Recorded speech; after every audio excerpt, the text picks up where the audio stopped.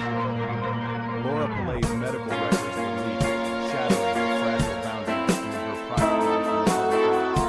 What should have remained confidential, her diagnoses, treatments, and most intimate details, were suddenly available for anyone to see. The leak wasn't just a technical failure, it was a deeply personal violation, one that would have far-reaching consequences for her family, friends, and the investigation itself. The exposure of these critical didn't just reveal facts about Laura's health, it cast a harsh spotlight on the circumstances surrounding her mysterious death, fueling speculation and rumor. Laura, age 32, was found unresponsive in her home under suspicious circumstances. The discovery sent doctors to the point, leaving neighbors and homeowners reeling with questions. How could someone so young, with so much ahead of her, meet such a sudden and tragic end? The initial report of results painted a picture of someone unexplained. Police and paramedics arrived quickly to intervene. The scene was silent, the air thick with uncertainty as investigators find out what the situation turned bizarre as a result of this raid. Laura's private medical records were leaked. The file was spread rapidly, shared across forums and social media, drawing the attention of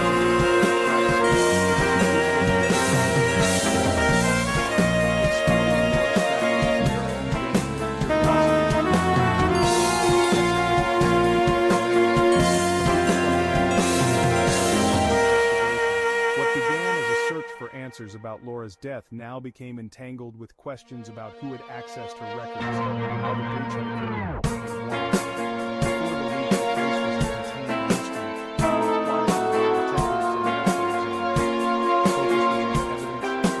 the flashpoint for a larger conversation about Penny's theory, news outlets seized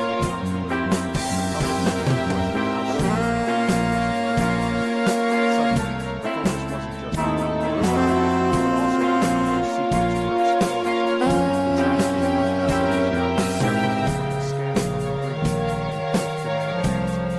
The questions began piling up long before the medical records ever saw the light of day. But now, with every new update, the mystery only deepened, leaving investigators, journalists, and the public desperate to understand not just what happened to Laura, but how her story became a cautionary tale for us all. The autopsy results added a complicated layer to the case. The report indicated multiple suspects, with a significant level of malpractice. This wasn't the government's best interpretation of the case established the presence of other substances alongside the complicated. The high level of aesthetic of the diagnosis was a massive red flag. Did she take these substances willingly? Was she given them without her knowledge? The autopsy didn't provide a clear answer, but gave investigators troubling questions to pursue. Laura Pillay's case was perplexing, not just because of the circumstances surrounding her death, but because of what was missing from her story. In a world where most people accumulate a list of minor ailments, allergies, or even the occasional hospital visit, Laura's medical records stood out for their sheer emptiness. There was a notable absence of any serious prior health issues, no red flags, no chronic conditions, not even a hint of a recurring problem that might have explained her sudden decline. Her medical history was, in every sense, remarkably unremarkable. It was as if she had glided through life untouched by the usual health concerns that affect so many.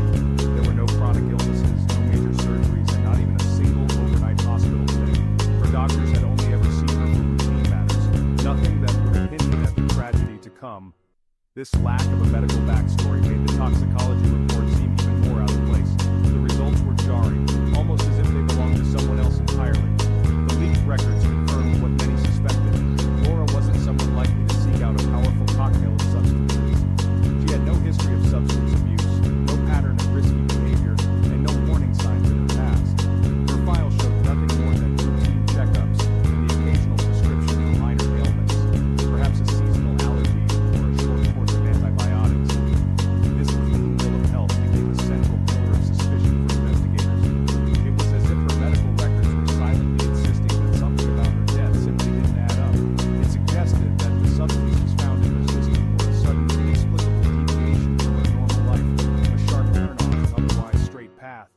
records told a story of a healthy young woman, active and full of life, who was suddenly and inexplicably flooded with chemicals that had no place in her body.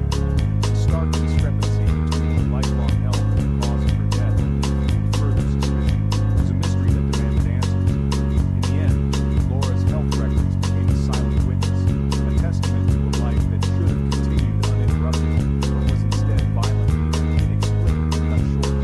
The question remained, how did someone so healthy, with such a spotless record, end up at the center of such a disturbing case? The unauthorized disclosure of Laura's medical records was a digital bomb in the investigation. Intimate details splashed across the internet. This breach of privacy ignited public outrage. It struck a nerve because it's a fear we all share in the digital age. The leak raised urgent questions about who had access to Laura's files. Why did security fail? The leak turned Laura's case into a symbol of the precarious balance between transparency and privacy. The public outcry following the leak wasn't just online. It spilled out onto the streets, transforming digital anger into real-world action. The sense of injustice was palpable, and it quickly became clear that people were no longer content to simply post hashtags or share articles. They wanted to be seen, to be heard, and to demand change in person. At least 150 citizens rallied for justice for Laura Pillay. They came from all walks of life, students, parents, professionals, and retirees, united by a shared sense of outrage and a determination to make their voices count. The crowd swelled as word spread, with people joining in as they passed by, drawn by the energy of the cause. They gathered with signs demanding answers and accountability. Some signs bore Laura's name, others called out the institutions they believed had failed her. The air was thick with chants, and the sound of a single megaphone amplifying the crowd's demands for justice. Their demands were twofold: justice for Laura and stricter data regulations. They wanted those responsible for the leak and its tragic consequences to be held accountable, and they also wanted to ensure that no one else would have to suffer the same. The protest was as much about the future as it was about the past. The suspicious circumstances of her death screamed for a deeper investigation. Many in the crowd believed that the official story didn't add up, and they were determined not to let the case be quietly closed with witnesses. Journalists mingled with protesters, capturing their stories and amplifying their concerns to a wider audience. Protesters worried the case might be dismissed as a secret of theirs. They feared that the authorities would take the easy way out, ignoring the larger issues of privacy, negligence, and the devastating impact of data breaches on their lives. They were a public process, ensuring the case received the gravity it deserved. Their presence was a reminder that Laura was more than just a headline. She was a person, and her story mattered. The crowd's determination sent a clear message. They would not let her memory fade, nor allow her case to be swept under the rug. They called for greater transparency and tougher penalties for data breaches. Protesters demanded that companies and institutions be held to higher standards, and that those who mishandle sensitive information face real consequences. They wanted laws that would protect people, not just workers. This rally was grassroots activism in digital age. Organizers used social media to coordinate, share updates, and mobilize support, turning online outrage into tangible action. Smartphones captured every moment, ensuring the world was watching and that their message could not be ignored. Their protest was a powerful statement that privacy is a fundamental right worth fighting for. In a world where personal data can be weaponized, these 150 people and their megaphones stood as a symbol of resistance, demanding justice for Laura and a safer, more accountable future for everyone. Let's examine diphenhydramine, the key player in this battle. It's the stuff in Benadryl that makes you drowsy. A therapeutic dose is typically 25 to 50 milligrams. A toxic dose can be much higher, leading to severe effects. A high concentration in Laura's system is an essential mystery. Did she take it herself, or was it administered by someone else? Diphenhydramine is capable of unsolved, raising a chilling possibility. The presence of the investigators could now trace the source of the drug.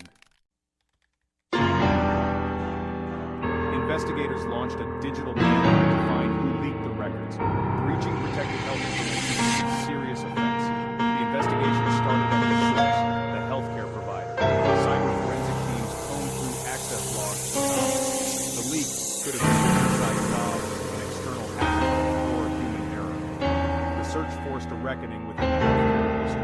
The hunt for the leaker was crucial to prevent future breaches. Laura Pillay's case became a touchstone in privacy conversations. Her story tapped into a collective anxiety about data security. The incident prompted urgent reviews of data security protocols. Hospitals saw cybersecurity as a critical risk management problem. The case is likely led to internal audits of data security measures. It spurred public policy discussions on data protection regulations.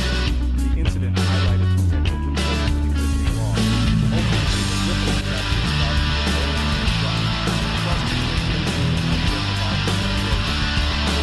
serves as a cautionary tale about protecting data.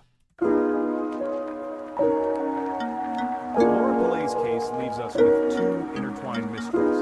The first is her death, a young woman with a lethal cocktail of drugs. The second is the shocking violation of her privacy. The leak raised questions about who we trust with our secrets. Laura's case showed that the systems we rely on are fallible. Her legacy is a symbol in the fight for digital privacy. The public outcry was about drawing a line in the sand. The incident forced a conversation about security in a connected world. Laura's story is a cautionary tale with a lingering question. It reminds us that protecting data is a profound ethical duty.